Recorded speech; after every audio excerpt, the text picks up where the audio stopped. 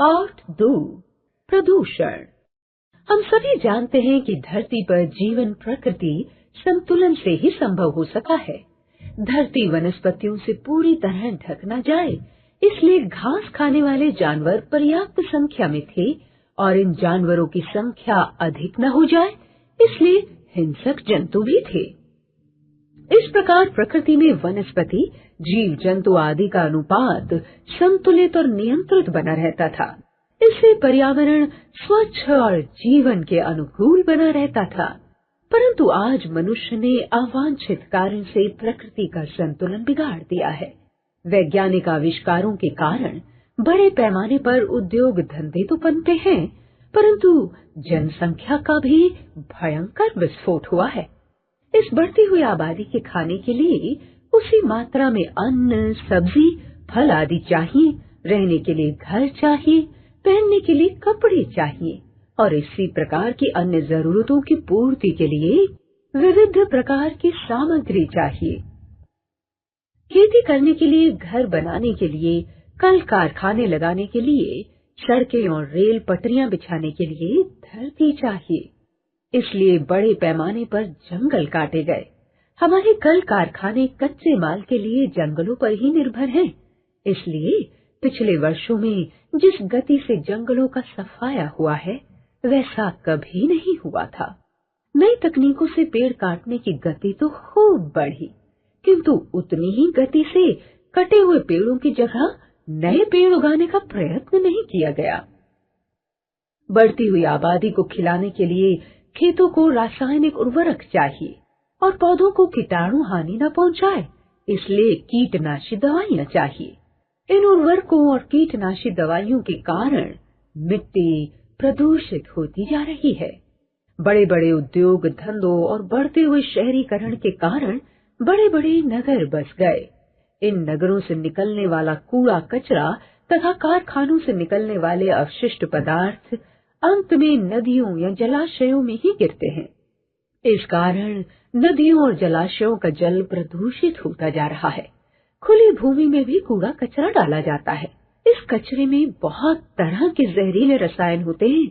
बड़े बड़े कल कारखाने, वाहन, बिजली, ताप घर आदि बहुत अधिक धुआं उगलते हैं।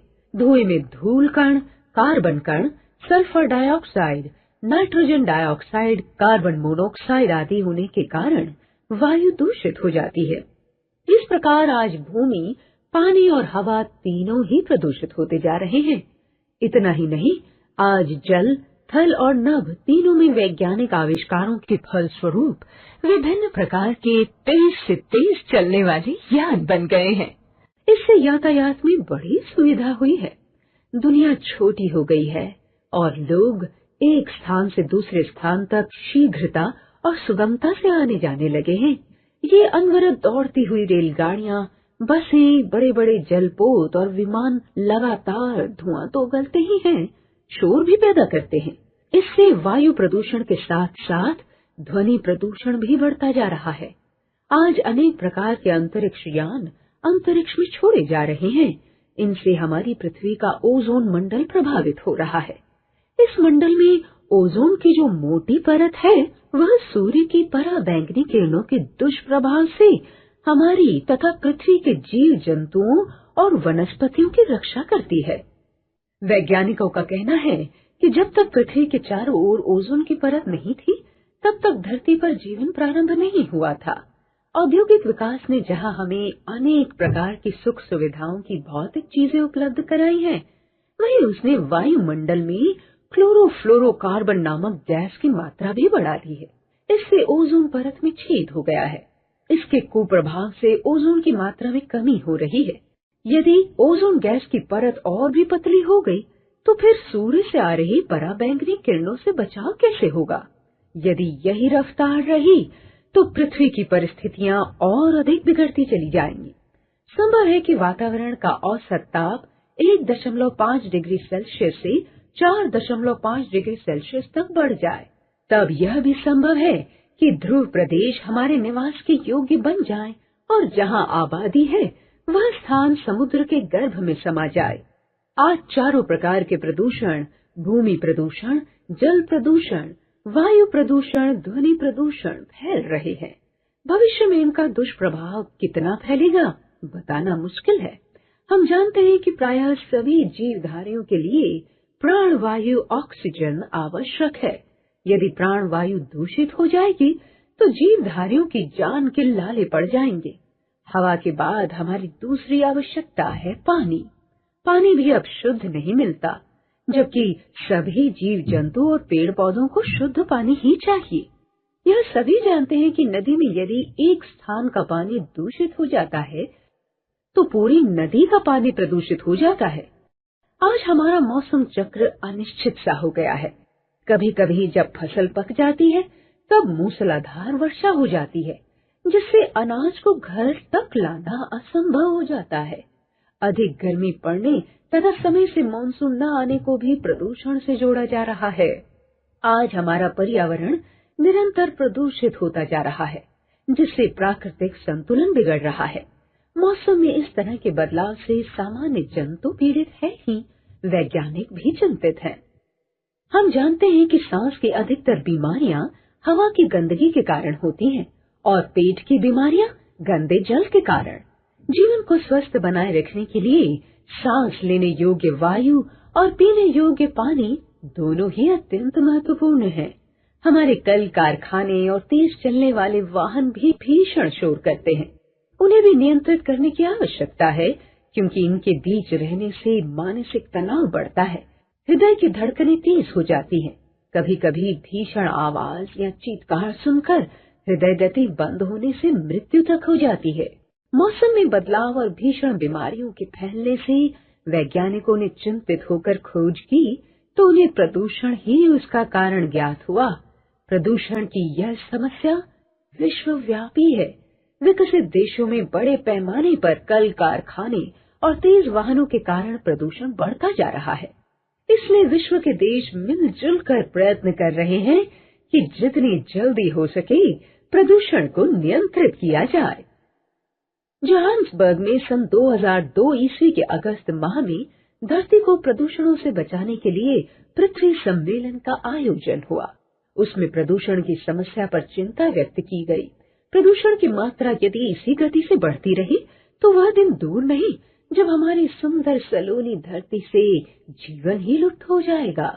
बढ़ते हुए प्रदूषण पर नियंत्रण पाने का मतलब यह कदापि नहीं कि हम कल कारखानों को बंद कर दें, यातायात के साधनों का उपयोग न करें और पाषाण युग में लौट जाएं तथा विज्ञान के चमत्कारों और प्रौद्योगिकी की करामातों को ताक पर रख दें। वास्तव में समस्या का हल निरंतर हो रहे विकास को रोकने में नहीं है, बल्कि युक्ति संगत समाधान खोजने में है। इसके लिए हम प्रकृति से तालमेल रखें, अपनी धरती को हरा भरा बनाए रखें। यह प्रयास करें कि प्रकृति का भंडार भरा रहे, धरती ऐसी बनी रहे जिस पर फुलहि फलहि बिटप विधि नाना, मंजू वलित बर बेली बिताना, गुंज मंजुतर मधुकर श्रेणी, त्रिविध बयारी बहई सुख देनी, ऋतु बसंत बह त्रिविध बयारी, सब कह सुलभ पदारथ चारी। हमारा पर्यावरण हमारा अपना रक्षा कवच है। यह हमें प्रकृति से विरासत में मिला है। यह हम सब का पालन करता और जीवन आधार है। वस्तुतः पर्यावरण रक्षण भारतीय संस्कृति से जुड़ा है। पेड़ पौधे और जानवर हमारे मित्र हैं।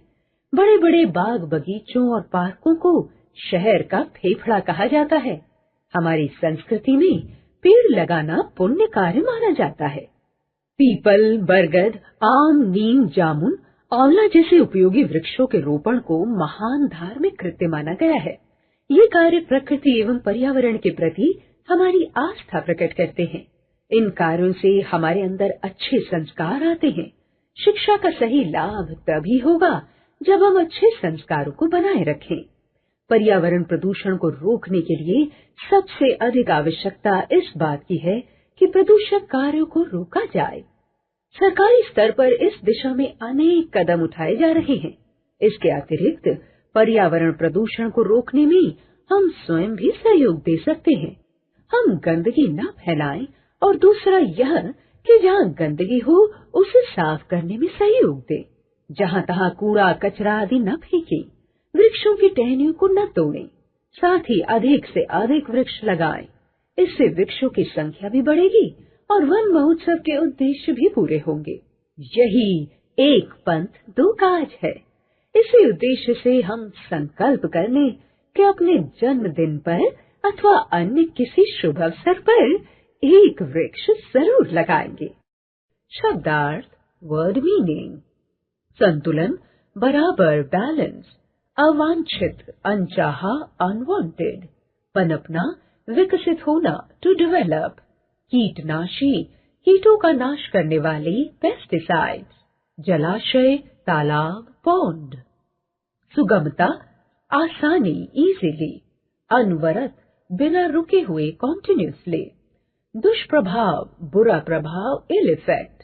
जान के लाले पड़ना, जीवन पर संकट आना, टू लीड लाइफ हार्डली। अनिश्चित, जो निश्चित न हो, अनसर्टन। सलोनी, सुंदर, ब्यूटीफुल।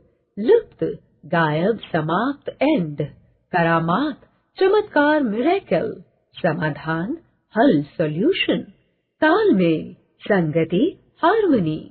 बयारी, हवा, ब्रीज। काज, कार्य, डीड्स। संकल्प, निश्चय, डिटर्मिनेशन। वस्तुतः, वास्तव में, एक्चुअली।